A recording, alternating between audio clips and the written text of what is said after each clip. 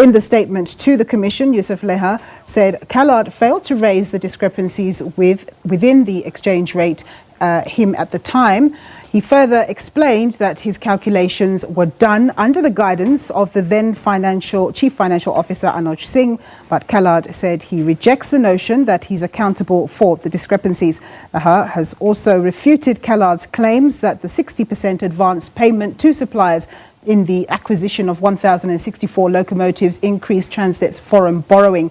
Lahers states that he was informed by Singh that Transnet had funds to make all the payments. Lahers also stated that he only became aware in January 2016 that the original 1,064 business case included forex hedging. The original business case amounted to 38.6 billion rand, but increased to over 50 billion rand.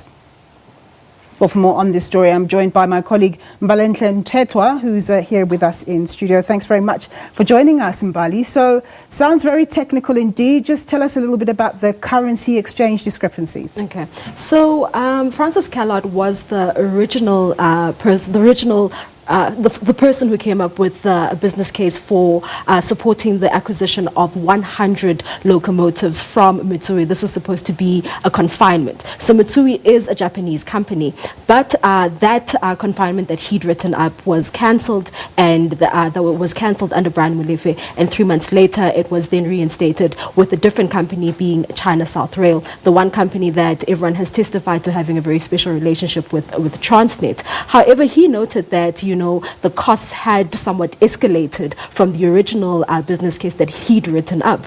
And he noted that one of the reasons for the cost escalation was the wrong foreign exchange rates that was used to justify this cost escalation. And he said the foreign exchange was based on a Japanese yen and not on the US dollar, which was supposed to be used, given that the Chinese market uses the US dollar and not the Chinese yuan, as we had thought before. The Japanese yen, yeah. Yes. So that's the reason why those costs escalated. And he was basically saying that, we heard the judge, but during his first appearance, saying that this was rather careless, of the people who were involved in writing this up and actually having, coming up with justifications to actually go through with this deal. And we have Yousef Lahers coming back and refuting these claims and basically putting the ball back in Callard's court, saying that, he didn't make us aware of these discrepancies. And he also says that, what he did was basically under the guidance of then Financial Chief Officer Anuj Singh. So, Mr. Callard, is he saying that he did make people aware of the discrepancy, or it's just an observation that he made and he kept quiet? Well, it is an observation. He's not coming out and saying that he did make people aware. However, he did tell the Commission that he did inform Siyabonga Gama that it was incorrect for them to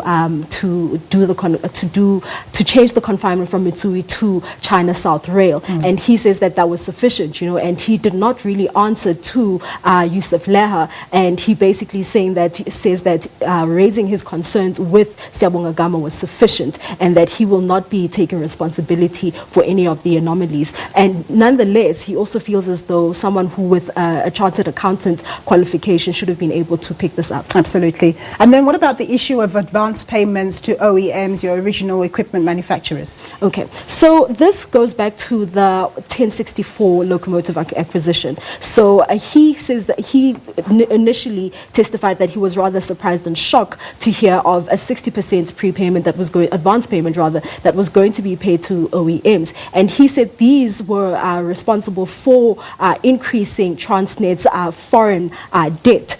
And basically we have in the statement Yousef Lahers also refuting this, saying that he was not aware that it was going to increase Transnet's foreign debt. However, he was informed by then CFO that Transnet had the sufficient funds to basically to pay the prepayments as well as pay the full amount that was due to these OEMs. All right, Mbali, we're going to leave it there. That's my colleague Mbalenhle Mthethwa reporting on the state capture inquiry. Over to you, Nzinga. Thanks, Nompumelelo. Let's go to another inquiry now. Former Public Investment Corporation CEO Dr. Daniel Matjila has told the PIC Commission of Inquiry in Pretoria that when he left the corporation in 2018, it was in good shape. Matjila says the PIC was worth more than